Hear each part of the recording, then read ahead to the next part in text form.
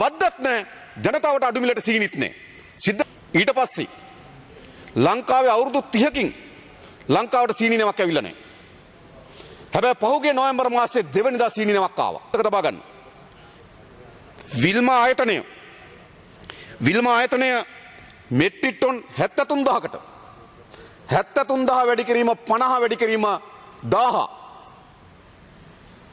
අතිරේක ලාභයක් උපයනවා. ඊට පස්සේ ලංකාවේ අවුරුදු 30කින් ලංකාවට සීනි නමක් ඇවිල්ලා නැහැ. හැබැයි පහුගිය නොවැම්බර් මාසයේ දෙවනිදා සීනි නමක් ආවා. මා ඒ පිළිබඳව අවධානය යොමු කරන්නේ නැහැ. ඒ මොකද පසුගියදා වෙළඳ අමාත්‍යාංශයේ විවාදයේ පැවැත්වෙන වෙලාවේදී මා විසින් සීනි ආනයනක බදු ඉවත් කිරීම හා ඒ හරහා සිදු වූ මහ පරිමාණ ගනුදෙනුවක් පිළිබඳ පාර්ලිමේන්තුවේ කරුණු ඉදිරිපත් කරා. මා බලාපොරොත්තු වුණා එදා වෙළඳ අමාත්‍යවරයා හෝ ඔහුගේ නියෝජ්‍ය අමාත්‍යවරයා හෝ ආණ්ඩු පක්ෂයේ മന്ത്രിවරයෙක් ඒ පිළිබඳ කරුණු ඉදිරිපත් කරයි කියලා. ඒ මොකද මේ මොහොතේ මෙම බොක්ස් එකේ කූඩුවේ සතොස සභාපති නුසාත් පෙරේරා හිටියා. ඔහුට හැකියාව තිබුණා මුදල් වෙළඳ අමාත්‍යවරයාට මා විසින් ඉදිරිපත් කළ කරුණු වැරදි නම් ඒ පිළිබඳ වෙළඳ අමාත්‍යවරයා හරහා මේ පාර්ලිමේන්තුව දැනුවත් කරන්න. ඒ වෙනුවට නුසාත් පෙරේරා මා පාර්ලිමේන්තුවේ කරුණු කිව්වාට පසුව ඔහු එළියට ගොස් මාධ්‍ය සාකච්ඡාවක් පවත්වා ඒට පිළිතුරු ලබා දී තිබෙනවා.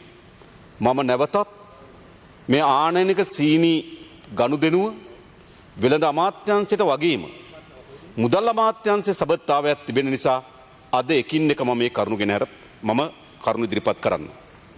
ගරු නියෝජ්‍ය කතානායකතුමනි, පසුගිය මැයි මාසයේ 23 වෙනිදා එතෙක් අපේ රටේ සීනි සඳහා කිලෝග්‍රෑමයකට තිබුණු රුපියල් 33 බද්ද රුපියල් 50 දක්වා වැඩි කරා.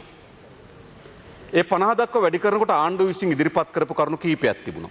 එක, අපේ රටේ සීනි විශාල ප්‍රමාණයක් නීති විරෝධී මත්පැන් පෙරීම දක්වා යනවා. ඒ වැළැක්විය යුතුයි. දෙවෙනි කරුණ, අපේ රටේ සීනි කර්මාන්තය දියුණු කරන්න නම් මේ බද්ද පැනවිය යුතුයි. සැබවින්ම ඒ වගේම රට මුහුණ දී තිබෙන ඩොලර් හිගය ආනයන වියදම පාලනය කිරීම සඳහා මෙම බදු පැනවිය යුතුයි. එනිසා ආණ්ඩුව පහුගිය කාලේ පුරාවටම ආනයන වියදම් අවම කිරීම වෙනුවෙන් තීන්දුව ගනු ලැබුවා. සමහර භාණ්ඩ ආනයන සම්පූර්ණ නතර කරා. දැන් කහ වගේ එකක් ගත්තොත් ආනයන සම්පූර්ණ නතර කරා. වාහන ආනයනය ඒහා යැපුණු වෙළඳ ප්‍රජාවක් විශාල අසිරුතාවට පත් වී තිබීදිත් නතර කරා. සමහර භාණ්ඩවල ආනයන වැඩි කරා. ආනයන මේ බද්ද වැඩි කරා. සමහර භාණ්ඩවල යම් බලපත්‍ර ක්‍රමයක් හඳුන්වා දුන්නා භාණ්ඩ ආනයන කරන්න.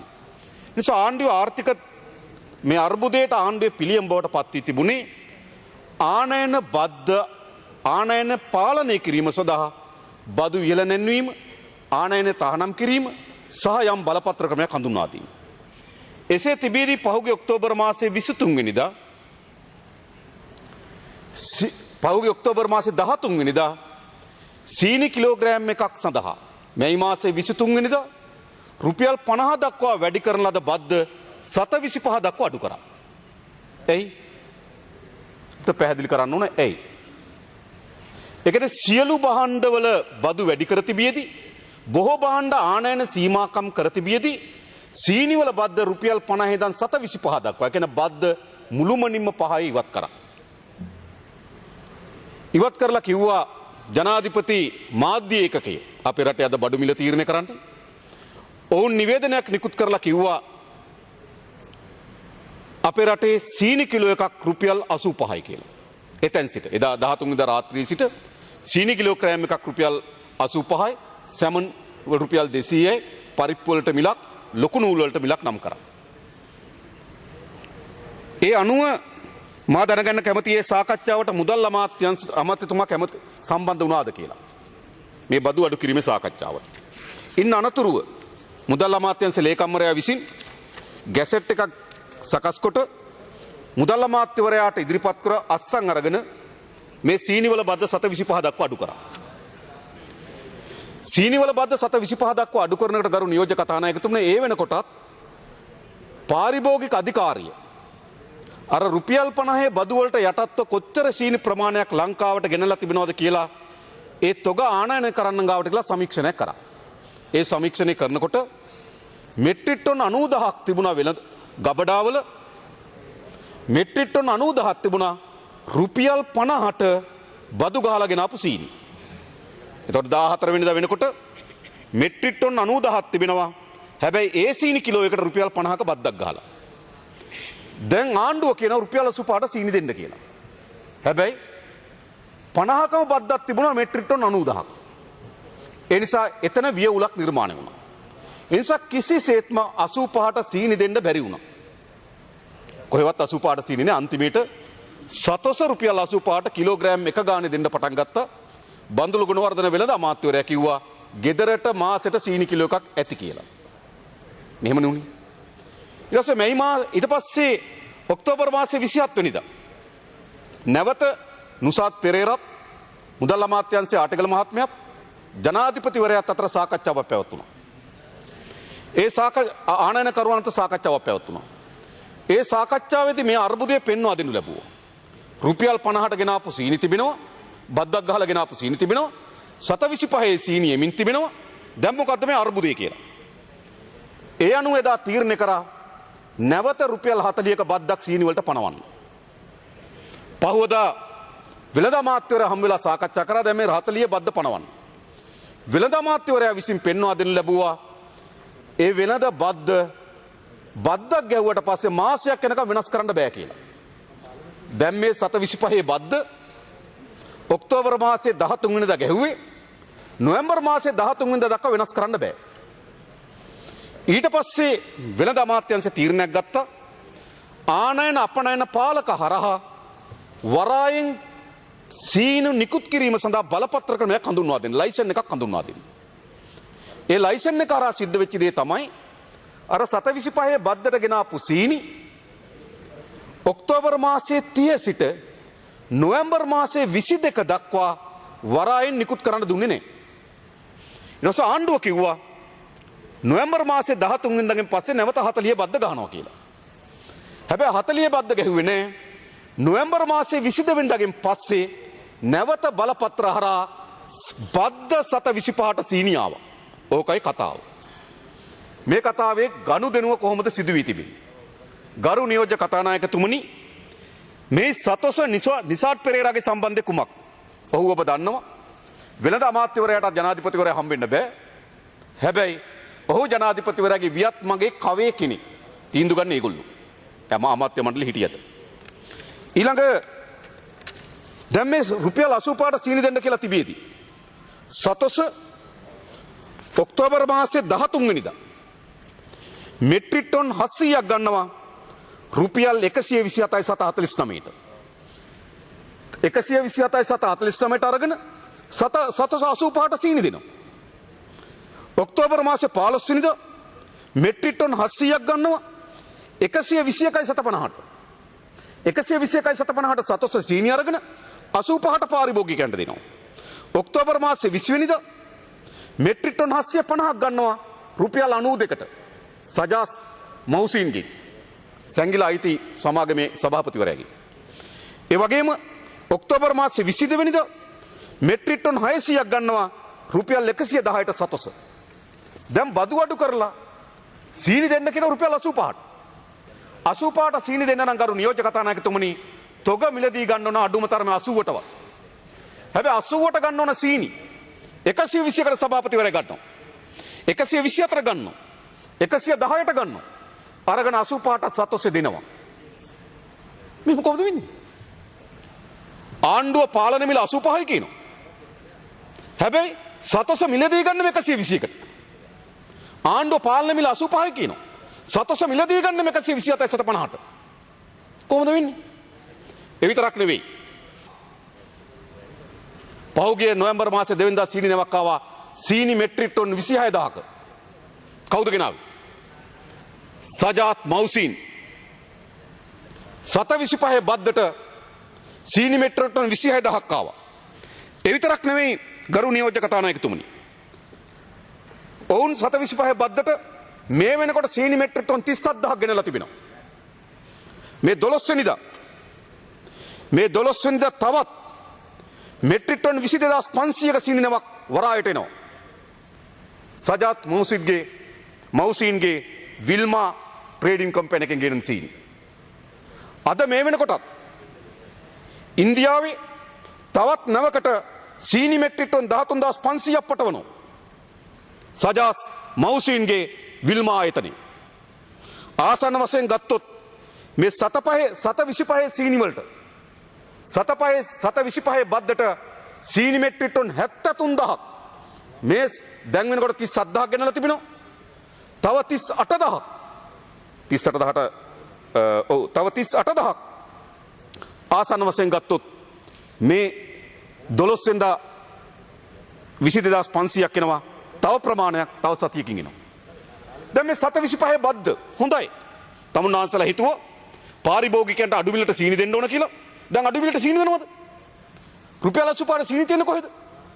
සතොසේ රුපියල් 85ට කිලෝ එකක් දෙනවා. හැබැයි 124 ගත්තු සීනි 120කට ගත්තු සීනි 110ට ගත්තු සීනි දැන් රුපියල් 50 බද්ද අඩු වුණාම එහෙනම් සීනි කිලෝග්‍රෑම් එක රුපියල් 135 තිබ්බා. රුපියල් 50 බද්ද අඩු වුණාම සීනි කිලෝ එක රුපියල් 85ට දෙන්න පුළුවන් වෙන්න ඕන. හැබැයි සීනි කිලෝ එක 85ට දෙන්නේ නේ.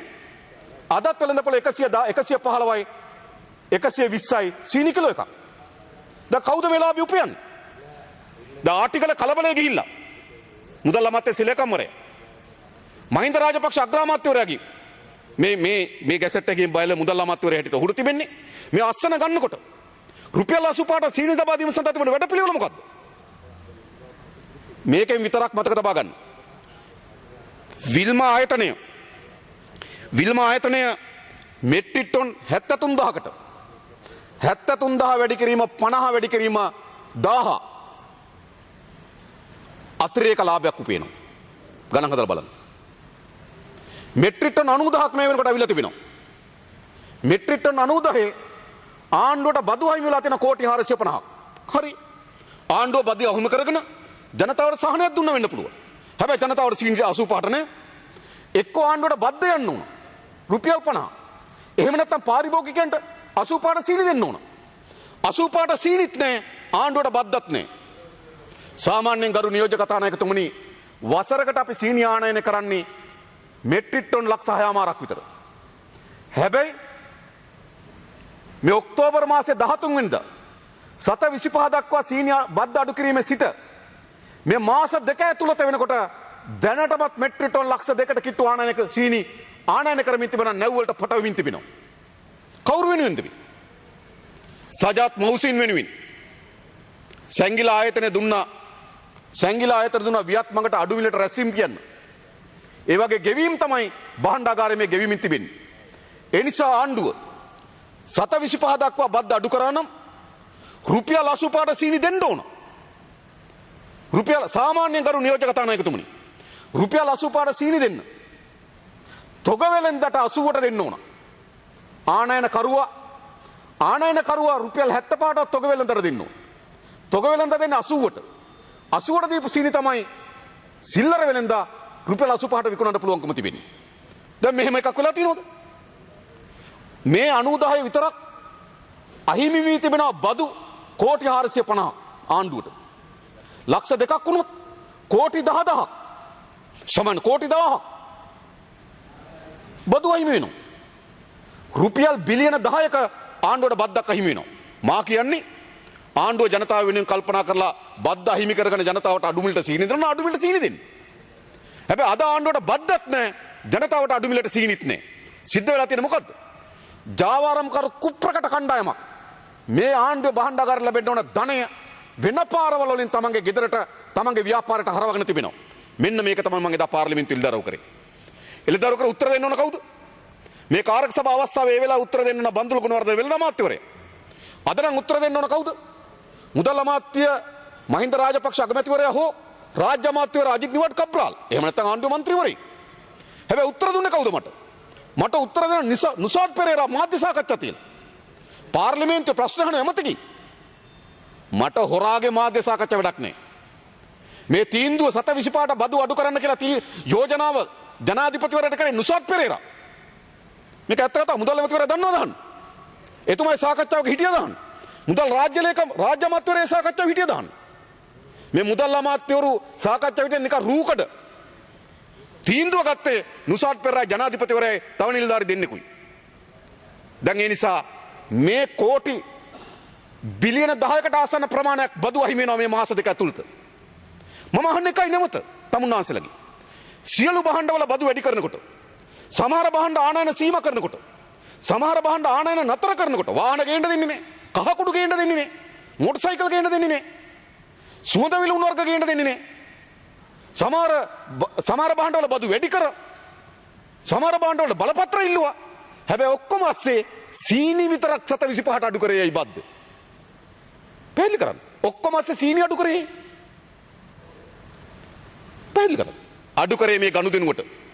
ඒ නිසා මේ ගනුදෙනුව මා දැක්ක ඊයේ ජනාධිපතිවරයා දූෂණ විරෝධී දිනේදී ප්‍රකාශ කරලා තිබුණා අපේ රටේ දූෂණ ජනතාව අපේ රටේ සිදුවන දූෂණ ජනතාව ඉවසන්නේ නැහැ කියලා. අන්න ඉවසන්න බැරි එකේ කෝපය තමයි මේ ප්‍රකාශ කරන්න මතක තබා ගන්න. ඔහු දූෂණයට අනුබල දෙමින්, ඔහු දූෂිතය රැකවරණය කරමින්, දූෂණය සඳහා ඉඩකඩ ලබන තීන්දුව తీරන ගැනීම සඳහා ජනාධිපතිවරයා මැදිහත් වෙමින් දූෂණ විරෝධී දිනේදී කියනවා දූෂණයට ජනතාව විරුද්ධයි කියලා. හොඳයි ඒක දැනගෙන ඉන්න එක. මම එතුමට කියන්නේ. ඒ වගේම ඊළඟ ගනුදෙනුව කොහොම සිද්ධ වෙන්නේ? ඊළඟ එක තමයි මහජන උපයෝගිතා කොමිසම අහෝසි කිරීම. මහජන උපයෝගිතා කොමිසම කොහොමද අහෝසි කරන්නේ? ජනාධිපති ලේකම් පී.බී. ජයසුන්දර 2010 දෙසැම්බර් මාසේ 1 වෙනිදා මුදල් අමාත්‍යාංශයේ ආටිගල මහත්මයාට එවන මේ ලිපිය මම ඒක හැන්සාඩ් කරන්න කියලා ඉල්ලා සිටිනවා ගරු නියෝජක කතානායකතුමනි. ලිපිය අරලා කියන මොකද්ද? අකර්මණ්‍ය කරන්න කියනවා මහජන උපයෝගිතා කොමිසම. ජනාධිපති ලේකම්වරයෙකුට එහි මුදල් අමාත්‍යාංශයේ ලේකම්වරයා ආටිගල මහත්මයාට ලියුම් අරලා මහජන උපයෝගිතා කොමිසම අඩාල කරන්න පුළුවන්. මන්ත්‍රීතුමා තව විනාඩි 2යි. ඒක මේ පාර්ලිමේන්තුවෙන් ස්ථාපිත කරලාද? එය මේ පාර්ලිමේන්තුවෙන් ස්ථාපිත කරලාද? පනතකින් ස්ථාපිත කරලාද ආයතනයක්? ගරු නියෝජක කතානායකතුමනි, පහුගිය ආණ්ඩුවේ රවි කරුණානායක බාජ් එකක් ගේන්න හැදුවා මෙගාවොට් 200ක. මේ බාජ් එක ගෙනලා ගිවිසුමක් අත්සන් කරන්න හැදුවා විදුලිය මිලදී ගැනීම ඒකකයක් රුපියල් 26ට. කැබිනට් මණ්ඩලය අනුමත කරා. කැබිනට් පත්‍රක 7ක් සම්මත කරා ඒක මිලදී ගන්න. හැබැයි මහජන උපයෝගිතා කොමිසම කිව්වා මේක රටට බරක්. රවි කරුණානායකව විශාල නියගයක් එනවා. ජල හිගයක් ඇති වෙනවා. විදුලිය විශාල අර්බුදයක් නිර්මාණය වෙනවා. ඒ නිසා මේ බාජ් එක ගෙනලා එකක් කොළඹ වරායේ මෙගාවොට් 200ක් අනිත් එක ගාල්ල වරායේ මෙගාවොට් 200ක් ස්ථාපිත කරන්න ඕන කිව්වා. කැබිනට් මණ්ඩලය අනුමැතිය දුන්නා. හැබැයි මහජන උපයෝගිතා කොමිසම මේක නතර කරා. එහෙනම් මේ මහජන උපයෝගිතා කොමිසම හැම වෙලාවෙම ජනතාව වෙනුවෙන් පෙනී හිටපු කොමිසමක්. ඒක අහෝසි කරන්න මුදල් අමාත්‍යවරයාට මුදල් ලේකම්වරයාට තියෙන බලය මොකක්ද? මම දැනගන්න කැමති ගරු මුදල් ඇමති මහින්ද රාජපක්ෂ මැතිතුමාගේ අමාත්‍යංශ විෂයම් බෙදීමේ ගැසට් කරලා තිබෙන මේ ආයතනය මුදල් ඇමතිවරයාට. මුදල් ඇමතිවරයා ගැසට් කරලා තිබෙන ආයතනය පී.බී. ජයසුන්දර ලියුම් වල යවනවා වහලා දාන්න කියලා. එම වහන්නේ කොහොමද පී.බී. ජයසුන්දර ඒවා?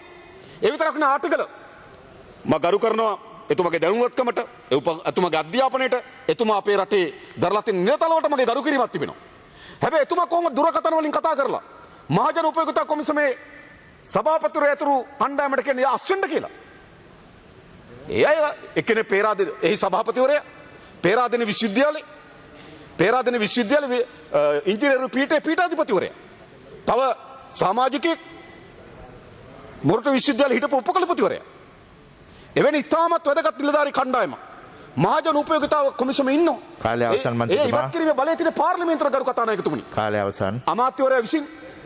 අමාත්‍යවරයා විසින් ඔවුන්ට චෝදනා ඉදිරිපත් කරලා ඒ එන චෝදනාවන්ද පාර්ලිමේන්තුවේ ඒ චෝදනාවන්ට පිළිතුරු පාර්ලිමේන්තුවේ ඉදිරිපත් කරලා ඒ පිළිබඳ වාර්තාවක් ඇමතිවරයා ඉදිරිපත් කරලා ඒ පාර්ලිමේන්තුවේ සාකච්ඡා කරලා පාර්ලිමේන්තුවේ බහුතර අනුමැතියකින් විතරයි කොමිසමේ සමාජිකයෙක් ඉවත් කරන්න පුළුවන්. අවසන් කරන්න. එතන මේ මහජනයා වෙනුවෙන් ගොඩනගන කොමිසම් අහෝසි කරනවා. ඒ නිසා ගරු නියෝජක කතානායකතුමනි මේකත් දැන් මෙගාවොට් 300ක බලාගාරයක් පිළිබඳ තියෙන ගනුදෙනුවේ ඊළඟ පියවර මේ මහජන උපයෝගිතා කොමිසම අහෝසි කිරීම. ඒ නිසා වංචාව දූෂණයට තිත තබනවා කියන්නේ වංචා දූෂණයට හිත තබනවා කියලා කියන දූෂණ විරෝධී දිනයේ නිවේදන නිකුත් කිරීම නෙවෙයි. තමන්ට පැවරීම තිබෙන ජනාධිපති බලතල අවසන් කරන්න. දූෂණ ඉටු කිරීම දූෂණ ක්‍රියාමාර්ග වැළැක්වීම සඳහා තීන්දුව ගැනීම තමයි වගකීම කියලා ප්‍රකාශ කරමින් මම නතර වෙනවා. බොහොම ස්තුතියි ගරු නියෝජක කතානායකතුමා. ඔබතුමාට